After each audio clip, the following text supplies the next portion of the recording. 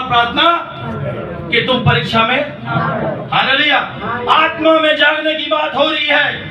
आज मसीह समाज सोया हुआ है, इसीलिए चोर जो शैतान है उनके जीवनों से, उनके परिवार से खुशियों को चुरा रहा है।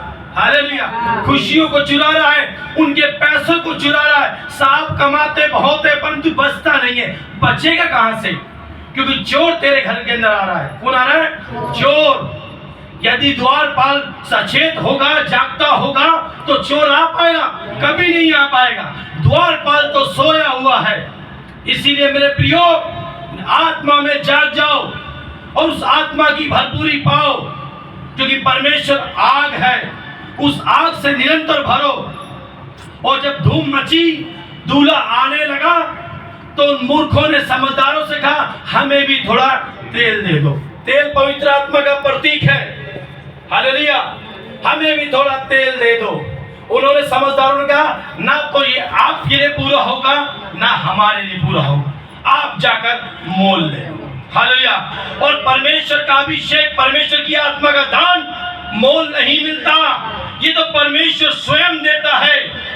पेतरों का 8वें अध्याय के अंदर जब परमेश्वर के दास लोग अद्भुत काम कर रहे थे, उनके हाथ रखने से लोग पवित्र आत्मा का अभिषेक पा रहे थे, तो एक जादू टोने करने वाला व्यक्ति पत्रोस के पास आता है, पैसे लेकर। क्या लेके आता है?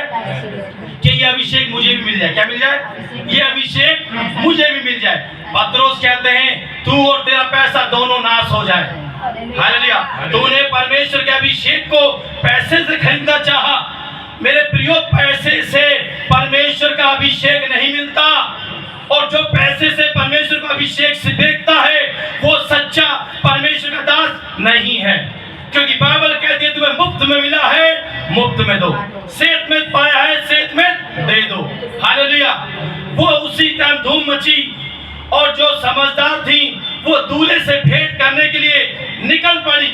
हालेलुया। और दूल्हा आया और वो मूर्खें मसालों में तेल खरीदने चली गई। हालेलुया। और जबकि अभिषेक मिलता नहीं है, कहीं दुकान पे नहीं मिलता। मेरे प्रियो, अभिषेक तो परमेश्वर देता है। वो जब देता है जब हम रो रो कर प्रार्थना करते हैं, प्रभु जी उस सामर्थ मुझे दीजिए, प्रभु जी अभिषेक मुझे दीजिए, उस आत्मा की भरपूरी दीजिए ताकि मैं एक पवित्र जीवन जी सकूं। आत्मा का अभिषेक इस मारे चाहिए। हालेलुया। क्योंकि हमें पाप के विषय में और धार्मिकता के विषय में वो हमें निरुत्तर करेगा। आज असंख्य लोग हालेलुया पानी का बपतिस्मा पाकर चुप बैठ गए हैं, परंतु अगला स्टेप नहीं बढ़ाते। वो है आग का बपतिस्मा। उस आग से बपतिस्मा परमेश्वर देता है। इसलिए परमेश्वर के सामने रोकर गिड़गिड़ा कर प्रार्थना करें कि परमेश्वर उस आग का बपतिस्मा मुझे दीजिए। जैसे कि भजन संहिता 39:3 में लिखा है। पढ़ बेटा।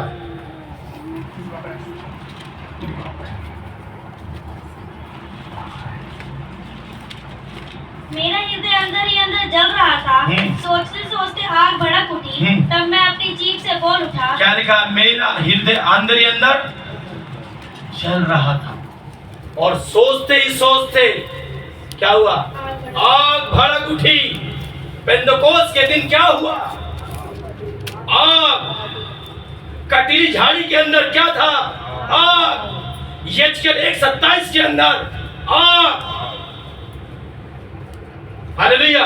इब्रानी 12:2 के अंदर, 12:29 के अंदर आग। लूक 12:49 के अंदर आग। उस आग का बपतिस्मा पाओ।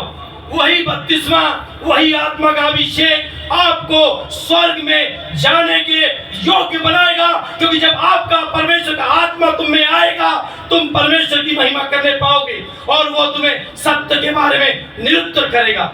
इसीलिए हर दिन उस आत्मा से भर के चले, उस आत्मा के अभिषेक से भर के मसीह जीवन के अंदर चले। मसीह जीवन समझौते का जीवन नहीं है। हालेलुया। उस किताब का पन्ना फाड़ के फेंक दो कि मन मर्जी का जीवन जीते रहेंगे और परमेश्वर मध्य आकाश पे आएगा और हमें उठा ले जाएगा। कभी नहीं। बाइबल स्पष्ट कहती है प्राण देने तक विश्वास योग्य रहेंगे, परमेश्वर हमें जीवन का मुकुट देगा। हालेलुया। उन्हीं को मिलेगा, सबको नहीं मिलेगा। जो आखिरी सांस तक परमेश्वर के प्रति वफादार रहेगा और नित्य आत्मा की अगुवाई में चलेगा, परमेश्वर उसको अपनी आत्मा से, अपने सामर्थ से भर देगा। हालेलुया। और धूम मची और दूल्हा आ गया, और जो तैयार थे उनको परमेश्वर ले गया, जो तैयार नहीं थी वो आकर दरवाजा पीटने लगी। हालेलुया। और परमेश्वर ने क्या बोल दिया? मैं तुम्हें। हालेलुया।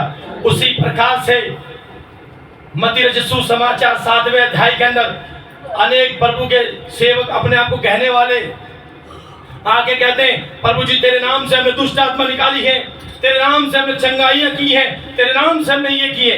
परमेश्वर क्या कहता है? मैं तुम्हें नहीं जानता। हालेलुया। वह दिन हमें ना देखने को मिले कि परमेश्वर कहे बेटा मैं तुझे नहीं जानता, बेटी मैं तुझे नहीं जानता। परमेश्वर ये कहने पाए विश्वासयोग मेरा बेटा, विश्वासयोग मेरी बेटी, थोड़े में भी वफादार रहे। हालेलुया। हमें थोड़े में भी वफादार रहना है परमेश्वर के लिए, और परमेश्वर मध्य आकाश में आएगा, हजारों सालों का शासन हमारे पास होगा। हालेलुया। जिन चीजों के पीछे हम भाग रहे हैं वो चीजें हमारे पैरों के नीचे होंगी। सोने के पीछे भाग रहे हो, सोना आपके पैरों के नीचे होगा। हालेलुया। इसीलिए सोने और चांदी और हीरे मोती के पीछे मत भागो, उस परमेश्वर के पीछे भागो। हालेलुया। जो सारी वस्तुएं तुम्हारे कदमों के नीचे कर देगा। हालेलुया। खड़े हो जाओ, प्रार्थना करेंगे।